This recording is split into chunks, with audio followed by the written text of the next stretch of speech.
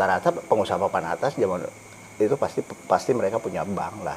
Kalau pengusaha dulu mah ya. Ya sekarang juga sekarang sama. Swasta di belakangnya siapa? Pasti Berarti semua. barang siapa yang belum punya bank Belum dianggap konglomerat. Penasaran kalau dulu hobinya apa, Pak? Dulu saya itu beberapa kali ikut bela diri. Beda-beda tuh. Silat, Bima Suci. Silat, Bima Suci zaman sekolah SMA ya. Ya. Terus pindah karate di Goju-ryu dulu zaman di mana tuh latihannya tuh di gedung KNPI kalau dulu mah. Oh, tapi masih Kuningan, karate. Terus pindah waktu itu kalau hobi ya, kalau bicara hobi. Hobi bela diri itu pindah lagi ke ini apa namanya? Pernapasan tuh ya. Oh, apa sih? Wusu. Bukan, kayak merpati putih, sinar putih tapi namanya. Tapi kayaknya itu masih satu jalur lah gitu ya. Di Kuningan juga. Di Bandung kalau itu. Di Bandung. Oh, jadi hobinya kebetulan.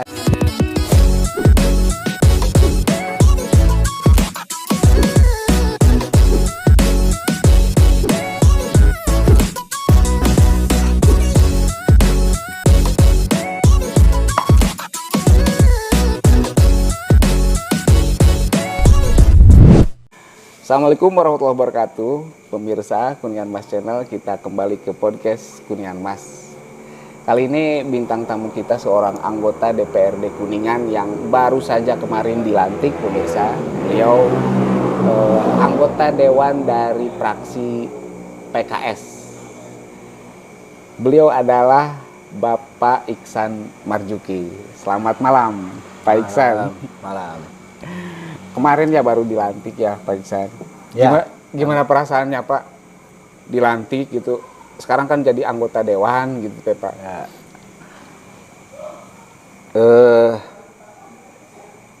Ya ada sesuatu yang baru aja gitu ya dalam masa transisi ini gitu. Transisi tadinya di luar dewan gitu kan, sekarang ada di dalam gitu kan.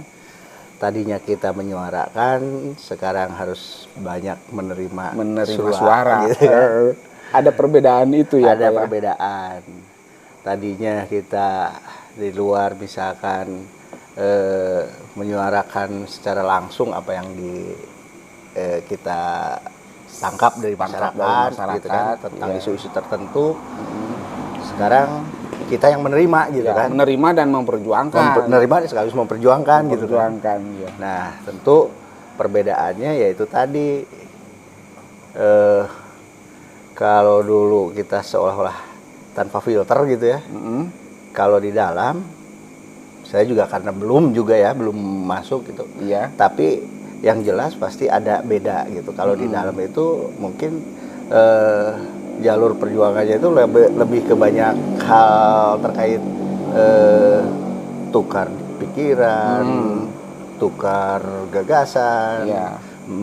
Mungkin sampai perdebatan keras gitu ya, untuk menghasilkan sebuah keputusan yang benar-benar untuk kepentingan rakyat gitu. Jadi ini ada beda tuh, kita akan lebih banyak mungkin di dalam gitu kan ya. Ya kan kemarin mah sering demo ya. Pak Iksan itu sering demo pemirsa. Akhirnya mah bakal di demo Pak.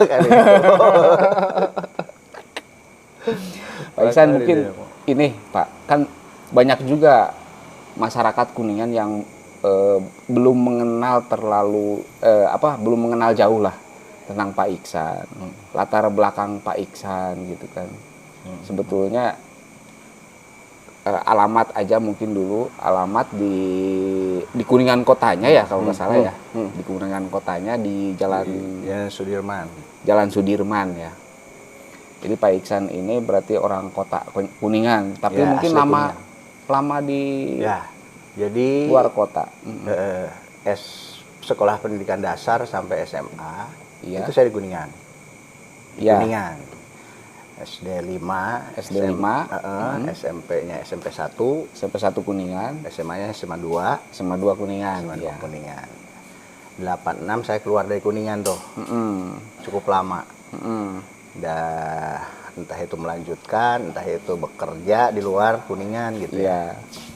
Dan pekerjaan saya juga ya maklum kalau seperti dulu masih pindah-pindah gitu ya, nyari sesuatu yang lebih mungkin gitu dari sisi materi gitulah. Dari sisi materi pasti orang akan nyari sesuatu yang lebih baik gitu. Sampai 2007 baru saya ke Kuningan lagi. Oh, 2007. Jadi, iya. Cukup lama kan, lama juga, 86. Tapi kan 86 sampai 92 itu saya menyelesaikan S1. S1-nya di itu ya, waktu awal kuliah saya di Jogja, sempat setahun kuliah di Jogja di Universitas Islam Indonesia. Kemudian Baong gitu pindah ya. Ke kampus. Masih labil biasanya ya. Kadang-kadang labil gitu, minta pindah lagi ke Bandung. Bandung masuk ke Unpad di komunikasi. Itu hampir balik lagi ke Jogja itu. Sampai sempat orang tua bilang, ini mau main-main atau mau serius gitu kan. Nggak jadi tuh, mau balik lagi ke Jogja tuh udah, ya udahlah. Kalau orang tua udah ngomong gitu berarti kan ada sesuatu yang merasa nggak tenang gitu kan ya. Takut nggak benar gitu kan, takut pilihannya tidak serius gitu. Jadi ya udah, sampai selesai S1 saya di Bandung. Jurusannya komunikasi. Jurusan komunikasi. Kejurnalistikan ya belajar itu ya. Ya. Kalau di Jogja sama jurusan itu. Jogja ekonomi. Oh, ekonomi. Oh, langsung ke jurnalistik ya. Ke komunikasi. Padahal waktu itu di UGM juga ada jurusan komunikasi. Tapi karena mungkin ya itu tadi labil, masih mindah-mindah rasa gitu. Ngerasa kesini kayaknya kurang banyak teman, ternyata banyaknya di Bandung, saya ke Bandung. Tapi dari situ selesai 92, 93, 94 lah melanjutkan lagi. Oh, langsung S2 ya? S2. Nggak jadi wartawan di mana gitu, di media itu dalam perjalanan kuliah memang sempat saya ada di bukan istilahnya mata kuliah untuk ditempatkan di media tertentu gitu ya, pilihan masing-masing. Ya, tapi waktu itu jujur aja, awalnya idealismenya memang ingin jadi jurnalis gitu kan. Tapi perjalanan waktu kok jadi geser juga gitu kan. Jadi wah, ini saya kayaknya malah ingin jadi orang kantoran waktu itu, makanya saya ambil lagi. Ambil apa? Ambil kuliah? Ambil MM. Oh, MM itu beda jurusan sama yang S1-nya ya? Beda. MM itu kan dari berbagai disiplin ilmu bisa masuk. Jadi melanjutkan, selesai kuliah langsung kebetulan bisa langsung kerja di perbankan. Komunikasi jadi perbankan. Banting pisannya banyak. Banting setir. Perbankannya berarti bangkir.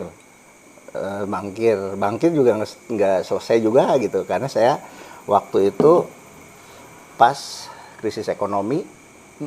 Oh, 98. Sambil 97 98 ya. Iya. Terus saya malah keluar dari perbankan. Ikut di program Bank Dunia yang untuk kegiatan program untuk pengentasan kemiskinan. Nah, lama di situ. Terakhir mundur tuh masih di program kalau sekarang namanya Kotaku ya. Kotaku ya. Saya pernah dengar ya, sebelum Kotaku PNPM. Sebelum PNPM P2KP ada namanya. Jadi seperti itu, sebenarnya ganti nama aja, programnya sama untuk pengentasan kemiskinan. Cukup lama di situ, tapi sebenarnya saya di situ juga tidak langsung berhubungan dengan masyarakatnya gitu ya, masyarakat penerima manfaat gitu, karena saya lebih banyak di konsultan manajemen pusatnya gitu.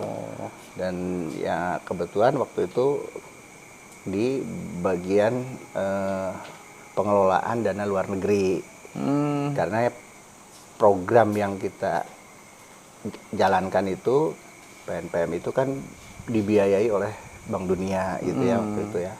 Dibiayai oleh Bank Dunia. Nah itu sebenarnya cukup lama di situ walaupun tidak bersentuhan langsung dengan penerima masyarakat, penerima manfaatnya gitu. Tapi paling tidak saya tahu, oh ini pengelolaan program pengentasan kemiskinan tuh seperti kayak apa begini, gitu. Itunya. Itu lama sampai pulang ke Kuningan tuh udah enggak lagi. Pulang atau masih? Diminta pulang ke Kuningan tuh 2006. Diminta pulang sama siapa? Keluarga sini karena waktu itu ayah meninggal, ibu meninggal. Waktu itu 2006 itu ibu meninggal. Sehingga waktu setahun tuh saya mutusin pulang Kuningan enggak gitu kan. Tapi karena ya amanat orang tua mungkin ya kita ambil hikmahnya saja. Yang penting saya berpikir kalau saya ke Kuningan berarti itu bukan untuk kehidupan pribadi saya. Kalau saya berkarir di Jakarta itu mikirnya untuk pribadi saya dan keluarga gitu kan. Tapi kalau saya pulang ke Kuningan ini meneruskan orang tua, peninggalan orang tua, warungan lah ya. Ngawarung berarti. Ngawarung. Oh lepas dari program itu mah ya. Nah, begitu ke Kuningan ya saya disuruh nerusin warung saya, warung orang tua. Warung mana sih, Pak? Warung rumah makan kita. Oh, nyanya. Di rumah makan kita. Iya. Jadi ya itu masih tuh 2007 mulai ke Kuningan tapi masih posisi bolak-balik. Itu karena anak udah masuk sekolah di sana. Iya. Dan mungkin udah nyaman dengan teman-teman sehingga diajak pulang kampung ke Kuningan tuh agak susah gitu ya buat mereka itu. Ya udah. Saya putuskan saya Kuningan tapi masih bolak-balik terus akhirnya. Tapi sekarang keluarga udah tetap karena masih tinggal satu yang masih kecil. Nah, yang satu yang masih kecil itu baru masuk SMP. Sehingga ya udahlah selesaikan dulu di sana. Kalau yang lain-lain kebetulan yang kedua baru selesai kuliah juga kemarin. Berarti total 3 ya? Oh, 3. Laki perempuan? Yang besar perempuan. Yang kedua laki-laki. Ya. Yang ketiga laki-laki. Ya, kalau istri mah satu ya Pak ya? Satu aja. Ya. Pak Haji kalau ini berarti kan keluarga di sana berarti ya, tiap minggu ya pulang? Enggak juga lah, enggak tentu. Kadang dari Jakarta yang datang ke sini, kadang dari Jakarta, dari Depok datang ke sini, saya kadang yang ke sana. Ya. Jadi karena juga kan yang besar udah enggak di Depok lagi gitu kan ya. Yang kedua juga nggak tahu nih mau seperti apa, baru selesai kemarin juga. Yang ketiga ya tetap ya harus baru masuk SMP, masih harus didampingi. Gitu. Nah Pak, tadi makan agak ini apa ya, kalau misalkan ini tadi kan di perbankan gitu ya, jurnalistik perbankan dan sekarang di apa ya pengabdian istilahnya pengabdian. Nah ada ini nggak Pak cerita kok bisa sih gitu kan ke perbankan gitu ya dari jurnalistik? Saya yakin lah nulis kayak berita mah kayak wartawan mah udah bisa lah gitu kan Pak Iksan tuh. Terus kenapa sih waktu itu memilih untuk banting setir ke perbankan? Itu tadi ya. Jadi masih ada masa-masa keluar SMA tuh biasanya masih labil itu ya. Masih labil, masih belum bisa memilih. Kadang idealisme itu ternyata tidak sejalan begitu setelah kita masuki gitu kan. Dulu waktu kuliah di pertama kan kuliah di ekonomi. Nah, ekonomi di Jogja itu ya. Karena pikirnya background orang tua dagang gitu kan. Udah ekonomi mungkin cocok gitu. Tapi setelah ekonomi nggak tahu ada muncul idealisme, wah ini jurnalistik ini bisa mengabdi buat masyarakat gitu kan. Iya. Itu akhirnya banting setir tuh, pindah ikut lagi daftar perguruan tinggi di Bandung, dapat pindah ke Bandung. Situ balik lagi ke enggak balik lagi, selesaikan di situ gitu. Itu sampai selesai di kuliah di komunikasi. Waktu kuliah itu jujur aja idealisme saya justru ingin jadi jurnalis gitu kan.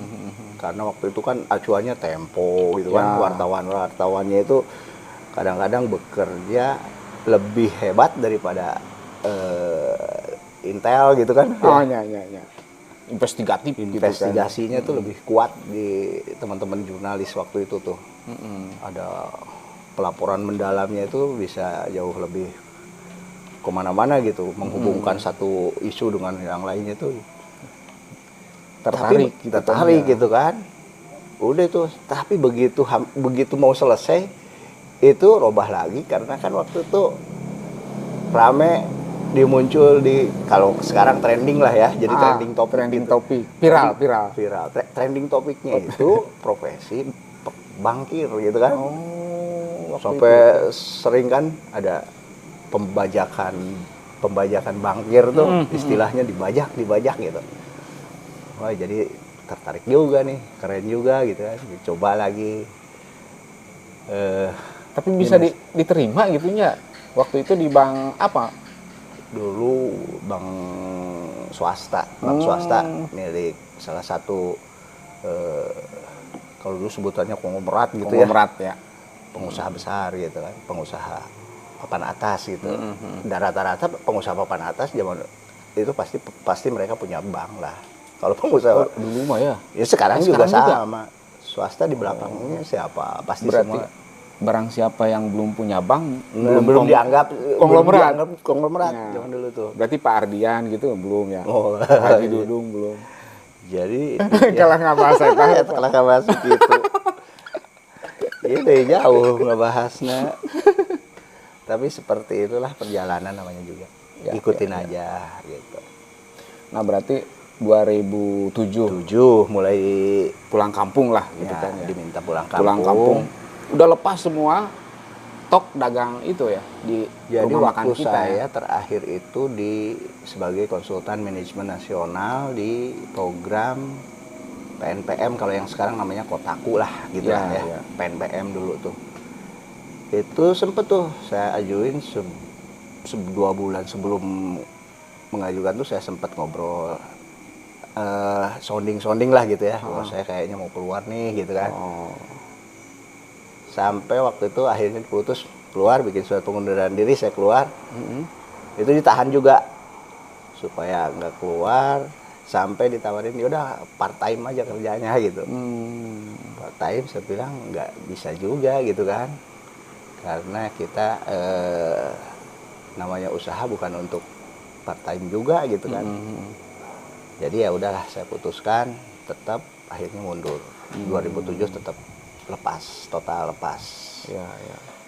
Fokus di rumah makan kita. Jalan Sudirman nomor 5. Ya, nomor 5. Kalau ini mah kan di KP itu ya Pak ya?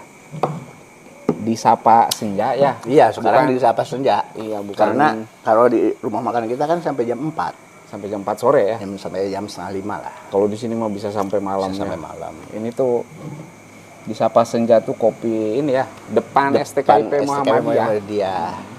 Ini tempat kopi di Sapa Senja ini teman kita juga. Teman saya juga. Oh iya. Bahasanya kita ya. Kayak rumah makan kita. Saya terbiasa gitu, jadi kadang-kadang pakainya kita. Iya. Teman kita tuh ya lebih, karena sifatnya lebih dekat ya penyebutan kita tuh. Kalau saya kan seolah-olah individu gitu, kalau kita tuh kita gitu. Kalau saya ada nilai kebersamaannya. Ya ini teman kita tuh ya teman Anda juga kan bisa. Iya. Di sini jadi saya juga sering ngobrol, sering apa di sini. Waktunya lebih malam, kalau di sini tutupnya kan. Iya, lebih sunyi juga resep lah. Ya. Tapi buat yang dagang sunyi justru pusing. Oh gitunya. Iyalah. Kurang omset. Justru rame yang dia pengen kan. Seperti Terus, itu. Ini Pak, penasaran kalau dulu hobinya apa Pak? Dulu saya itu beberapa kali ikut bela diri, beda-beda tuh. Silat, Bima Suci. Silat, Bima Suci zaman sekolah SMA ya. Ya. Nah, terus pindah karate. Di Gojuryu, dulu zaman di mana tuh latihannya tuh di gedung KNPI kalau dulu mah. Oh, tapi masih Kuningan. Masih Kuningan. Terus pindah waktu itu kalau hobi ya, kalau bicara hobi. Hobi bela diri itu pindah lagi ke ini apa namanya? Pernapasan tuh ya. Oh, apa sih? Wusu. Bukan, kayak merpati putih, sinar putih tapi namanya. Tapi kayaknya itu masih satu jalur lah gitu ya. Di Kuningan juga. Di Bandung kalau itu. Di Bandung. Oh, jadi hobinya kebetulan aja. Hobi berantem berarti orang. Enggak juga. Oh, enggak. Kayaknya buat bela diri. Iya, namanya juga bela diri. Bela diri. Tapi pernah kan berantem ya, Pak ya? Enggak tahu. Enggak, kayak tanya tuh teman-teman, enggak pernah. Enggak lah. Enggak. Ya. Waktu masih muda mah wajar lah mungkin ya, Pak ya. Kayaknya kalau dihitung-hitung baru sekali deh. Berantem enggak tahu lah, bohong. Enggak tahu, bohong. Jadi itu udah masa lalu. Hobinya itu ya? Enggak cuma untuk kesehatan kan. Oh, kesehatan. Bela diri aja. Tapi iya makan biasanya kalau bela diri namanya teh bisa iya teh mecahkeun beda-beda lah ya. Kalau yang terakhir di Bandung itu kan namanya bela diri itu ada memang untuk kesehatan, ada untuk pengisian pernapasan gitu ya. Tenaga dalam orang nyebutnya. Tapi saya lebih memilih untuk kesehatan. Kesehatannya. Tapi lebih lama di mana tuh, Pak? Kan Bima Suci, karate, pernapasan lamanya. Pernapasan. Kalau udah menguasai pernapasan mah ngarok oge nggak bakal masalah ya. Enggak. Tapi bagus sih di PKS. Kan partai PKS ya, Pak ya. Iya, biasanya jarang ngerokok. Iya. Iya. Ya. Kesehatan berarti kan pernapasan. sadar kesehatan. Ya. Sadar sehat. Ya. Ya mungkin ya tidak semua juga ya. Ya. Tidak semua juga, ada juga lah yang merokok itu memang seharusnya jangan sih gitu ya. Tapi jangan. Ada juga yang susah ninggalin gitu. Ya. Mungkin untuk nurunin stres, untuk nurunin apa gitu, untuk supaya bisa konsentrasi, alasan-alasannya katanya alasan. Gitu. Tapi kan biasanya kalau yang kader PKS baru-baru masih itu ya, masih adaptasi lah. Jadi oh iya, kalau Pak Iksan berarti aktif di partai atau terjun di politik praktis udah lama juga? Enggak juga. Oh, baru kemarin ya, pemilu kemarin ya? Pemilu kemarin itu saya diminta untuk ikut kontestasi pencalegan. Saya sendiri sampai waktu itu tidak berpartai. Oh. Sampai waktu PKS meminta untuk ikut 2019 ya. 2019 berarti ya. 2019. Gitu. Jadi non kader gitu waktu kita masuk di PKS itu memang karena ya memang udah jalannya mungkin ya. Udah jalannya diminta dan mengikuti ya ternyata belum waktunya waktu itu gitu kan. Nah kan dulu itu kan sampai mau mencalonkan itu kan mungkin ada motivasi tersendiri nih, Pak. Ya. Motivasinya mungkin bisa dijelaskan kenapa atau melihat sebuah fenomena apa sehingga mau nyalon gitu. Sebenarnya sih sederhana ya. Waktu kita di luar itu kan kita tuh ingin legislatif, eksekutif itu bisa mengelola dengan benar gitu ya. Mengelola kotanya dengan benar, mengelola daerahnya dengan benar gitu ya. Baik eksekutif maupun legislatifnya. Nah, pertanyaan Kang Deden itu sama sebenarnya. Kalau kita berharap ingin ada perubahan yang lebih baik, tentunya baik di dewan maupun di eksekutif harusnya diisi oleh orang-orang baik, katanya gitu kan. Logikanya kan gitu. Betul. Nah, tapi kan relatif disebut orang baik itu ya. Tapi minimal rada mendekati tidak punya masalah gitu tidak punya masalah tuh, misalkan masalah kriminal, narkoba atau apa gitu ya. Tapi dari situlah kita berharap sebenarnya waktu kita masih di luar gitu ya, di luar ini, di luar ring politik lah gitu politik, kan. Harapan masyarakat pasti sama gitu ya. Ingin wakilnya baik, tidak terlibat korupsi misalkan ya. Benar-benar memikirkan konstituennya gitu kan ya. Benar-benar untuk kepentingan masyarakat luas gitu.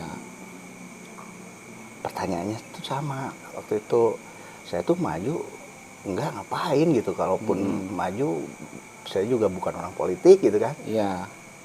Tapi justru di dalam politik itulah semua urusan yang menyangkut hajat hidup orang banyak itu di politik gitu kan. Kebijakan di situ kan ada, karena menyangkut kebijakan. Makanya kita sering dengar kalau pengen benar ya harus diisi oleh orang-orang yang benar, tidak bermasalah gitu kan. Kalau dulu kan sering kita dengar udah korupsi masih juga bisa masuk gitu kan ya.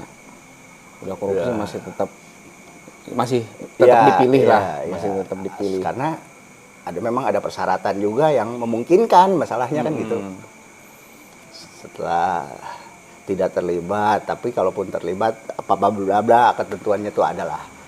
Tapi kan itu jadi referensi bagi masyarakat gitu, bahwa kalau ada ingin perubahan ya harus dimulai dari orang-orang baik yang ada di dewan maupun di eksekutif gitu kan ya.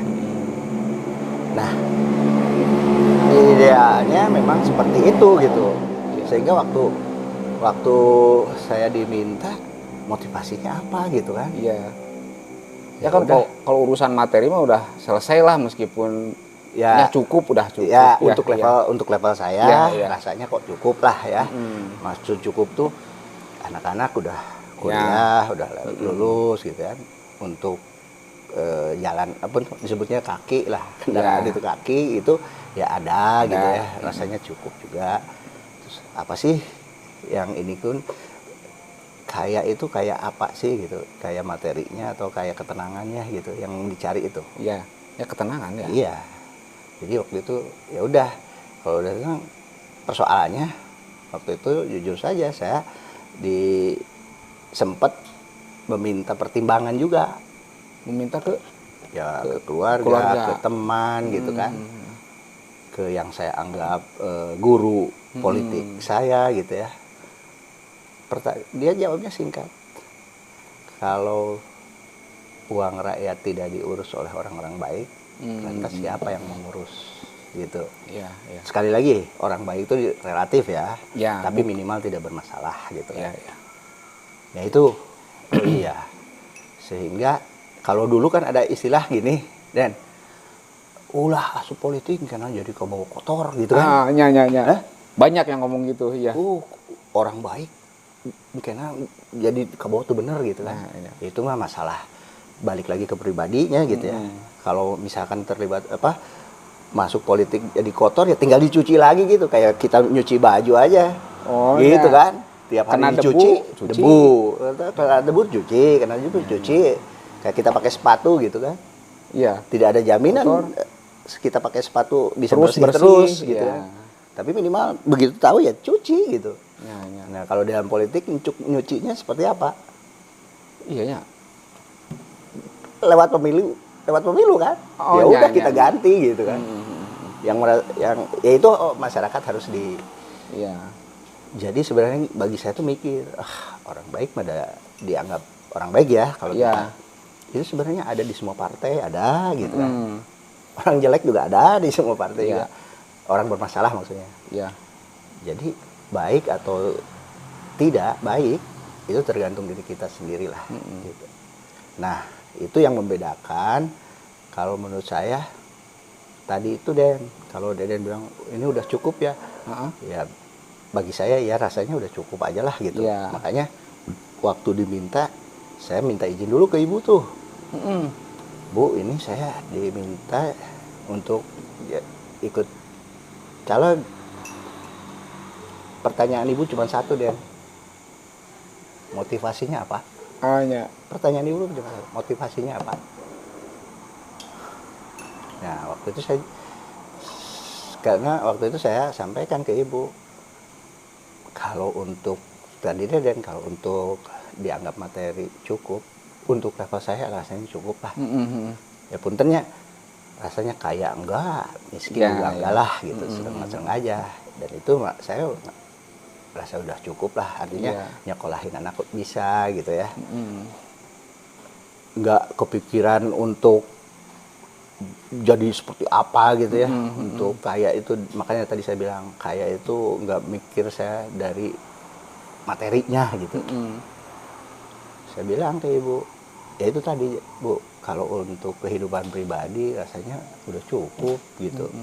Kalaupun saya maju, saya nggak kepikiran untuk puntennya Den, untuk hidup dari sana gitu. Meskipun gajinya besar kan, meskipun gitu ya. Gajinya besar gitu ya. Berarti nanti ya disedekahkan aja ya, ke saya. Ikhlas saya Pak.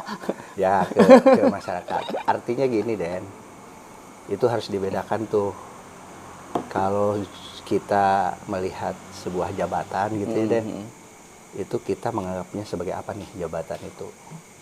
Kita sebagai itu jabatan itu sebagai cita-cita, atau kita masuk menilai jabatan itu sebagai sebuah visi misi untuk melaksanakan visi misi gitu ya. Atau disebutnya orang bilang jabatan itu ada yang bilang dianggap sebagai alat perjuangan. Ya kan? Nah itu beda tuh antara visi dengan cita-cita deh.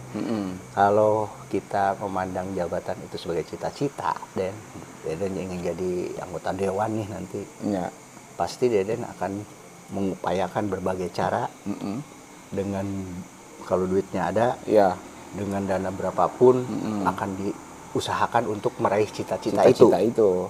Sama halnya Deden punya anak pengen cita-cita apa? Ingin masuk kedokteran, ingin jadi dokter, boh kumaha lah. Paribasana nginjem boh kumaha dengan berbagai cara. Sama kan di dalam sebuah jabatan juga saya melihatnya seperti itu Den. Kalau jabatan kita anggap sebagai sebuah cita-cita, itu dengan berbagai cara kita akan raih, dengan berbagai dana yang diperlukan akan kita keluarkan untuk meraih cita-cita. Tapi begitu misalkan nggak tercapai, bisa jadi berhenti sampai di situ gitu kan. Tapi kalau kita memandang jabatan atau otoritas publik itu sebagai sebuah visi misi, sebuah alat perjuangan, itu yang kita lakukan apa Den? Kita akan bikin gagasan Den. Jadi kalau kita bikin gagasan nih, cita-cita saya misalkan ingin memberi manfaat lebih banyak nih buat orang nih. Kalau kita lakukan sendiri dengan kapital yang ada, atau nyolek-nyolek teman lah sebagai donatur, mungkin terbatas deh. Tapi kita punya cita-cita ingin memberi manfaat lebih banyak deh. Dengan jabatan itu kita bisa memberi manfaat lebih banyak. Yang dibikin apa? Gagasan yang untuk menjalankan visi misi kita kan gitu. Nah itu dampaknya apa? Begitu diraih, ya mungkin alhamdulillah gitu ya. Bisa memberi manfaat lebih luas dan bisa menjalankan gagasannya melalui visi misinya. Kalau tidak diraih, gagasan ini akan tetap bisa dijalankan Den. Kan gitu. Ya itu ada hal yang menarik. Waktu saya diminta, saya ditanya ibu motivasinya apa, udah saya jelaskan, ibu mengizinkan, saya tinggal bicara dengan keluarga. Bentar dulu, ibu tuh maksudnya ibu istri? Ibu saya. Ibu saya kan, bapak kan punya 2 Den. Oh gitu. Iya. Makanya tadi di awal kan meninggal dua-duanya. Tapi ibu kan kata saya tuh tetap ibu saya kan. Iya. Jadi ibu saya ada 2 gitu kan. Karena keluarga besar. Kalau dari ibu saya sendiri itu kita punya keluarga itu 8 yang ada gitu. Saya nomor 7. Kalau dari ibu yang saya nyebutnya mama. Kalau yang ke ibu saya asli saya nyebutnya Mimi. Mimi yang kalau dari mama itu 13 deh. Jadi 8 tambah 13 berapa? Dua hiji. Ya, cukup jadi kesebelasan. Lebih 2 kesebelasan. Jadi pemain teh cukup gitu tuh, usah nyari pemain dari luar. Jadi keluarga besar gitu ya. Nah, mama kan masih ada sampai sekarang. Itu waktu motivasi itu mama yang nanya. Udah saya jelaskan motivasi saya, insya Allah nggak untuk mencari kehidupan yang lebih dari sana gitu ya. Kalau ada pun itu mungkin mudah-mudahan teman-teman juga menjaga itu bisa dipakai untuk sebagai jalan perjuangan gitu ya, atau jalan untuk memberi maslahat buat lebih banyak orang gitu. Iya. Cuman waktu saya itu tuh saya mau tinggal ngobrol sama keluarga nih. Keluarga tuh maksudnya istri, anak gitu kan.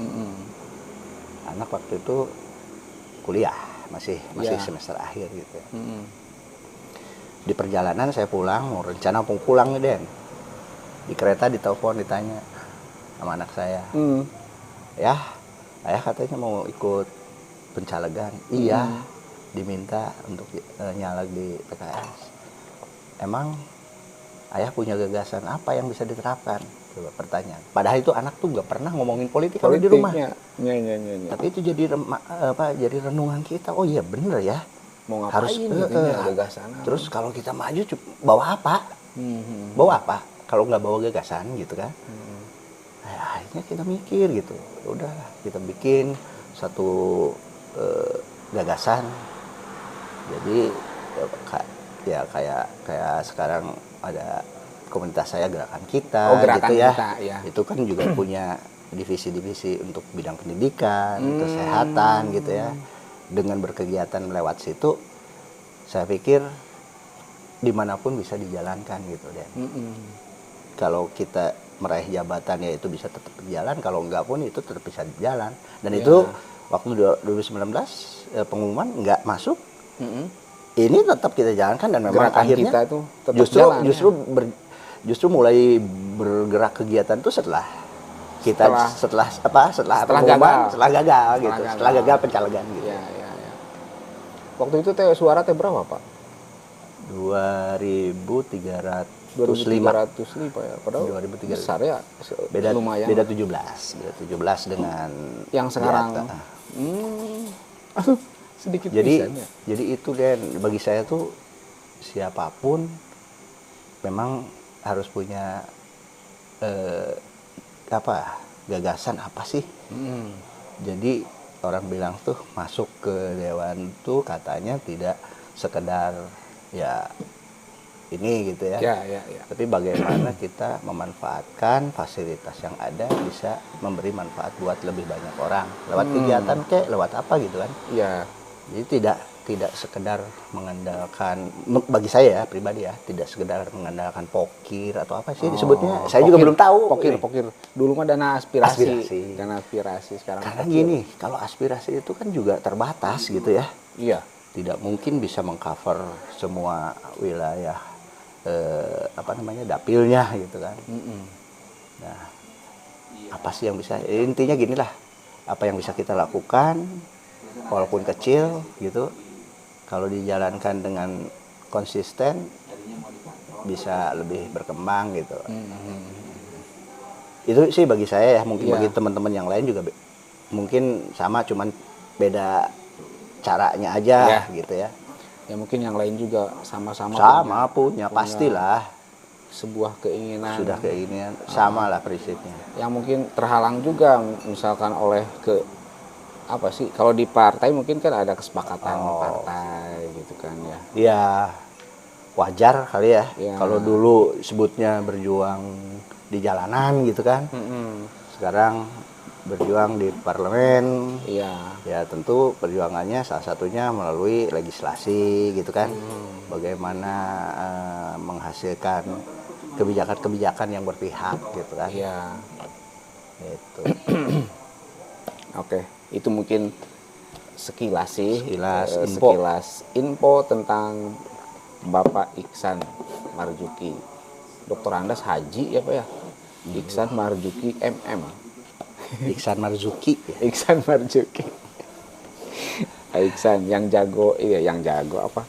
Yang hobinya itu silat ya Pak ya? Silat, karate, olahraga sama pernapasan. Olahraga itu kan untuk kesehatan, Den. Nanti. Cuman jujur aja saya udah lama nggak olahraga. Paling sekarang saya bisa olahraga karena mungkin faktor usia juga ya.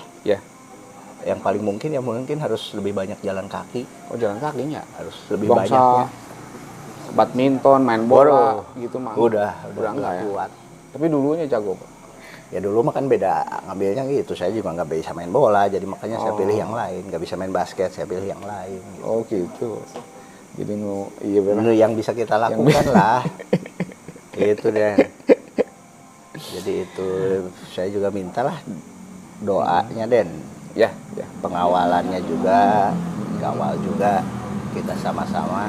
Dan saya dari awal juga kan sampaikan untuk memulai langkah baru sebagai wakil rakyat yang punya legitimasi gitu ya. Yang sekarang sih punya legitimasi, saya sebagai wakil rakyat tuh gitu kan. Kalau dulu ada sebagai rakyat gitu kan. Tapi bisa aja kita bikin kegiatan-kegiatan untuk masyarakat. Nah itu minta tetaplah teman-teman gitu ya. Cuman juga teman-teman juga harus melihat dari sisi yang lain gitu ya. Kadang-kadang saya bilang juga, wah mungkin Malgura Agus di jero mak itu yang bisa jadi gitu kan. Itu mah siapa tahu gitu kan. Bisa jadi. Cuman ya makanya itu perlu teman-teman dari berbagai latar belakang gitu. Bukan apa-apa, untuk saling mengingatkan. Untuk saling mengingatkan. Nah, mudah-mudahan juga lah walaupun di sisa ini ya saya akan coba belajar deh dari yang lain yang sudah itu kan. Belajar itu mungkin lebih ke tata aturannya, Den. Kalau belajar untuk di masyarakat ya saya waktu enggak di dewan juga udah ada di masyarakat gitulah, lewat kegiatan-kegiatan kita gitu ya, lewat kegiatan-kegiatan yang kita selenggarakan maksudnya. Iya. Ini lebih ke karena dunia baru kan. Dunia baru karena sistem kan. Kita nggak bisa serta merta, kadang nanti bisa jadi terbentur aturan gitu ya. Iya. Jadi kita juga belajar gimana hubungan saya dengan fraksi, hubungan fraksi dengan partai gitu kan, hubungan saya dengan teman lain di fraksi lain, di komisi, apa yang harus saya lakukan. Dan itu saya akan belajar dari teman-teman yang lain juga, tidak hanya dari fraksi, teman-teman di fraksi. Itu berarti kan sampai 2024 ya. 2024 Dan 2 tahun. Bersihnya mah 1 tahun setengah ya. Lebih tahun. 2 tahun ya. Lumayanlah 2 tahun buat ini apa ya, gagasan yang tadi ditelepon sama Putra itu untuk lebih mengimplementasikannya untuk bisa realisasi. Jadi itu makanya itu tadi dimanapun gitu ya, diraih atau tidak sebuah jabatan yang dikontestasikan gitu ya. Kalau kita memang udah punya gagasan, punya rencana gitu, yaitu tinggal kita jalankan aja gitu. Mungkin skalanya aja, Dan. Kalau di luar, kita di luar, ya skalanya yang sesuai kemampuan kita dan sesuai kemampuan teman-teman gitu ya. Kalau di dalam mungkin bisa melangkah ke wilayah lain gitu kan. Kalau sekarang mungkin saya lebih banyak berkegiatan di Kuningan dan sekitarnya gitu kan. Mungkin kalau setelah di dalam karena memang ada keharusan dan ada aspirasi yang harus disampaikan ke daerah lain. Artinya apa? Manfaat yang diberikan bisa lebih banyak, gitu, lebih luas ya.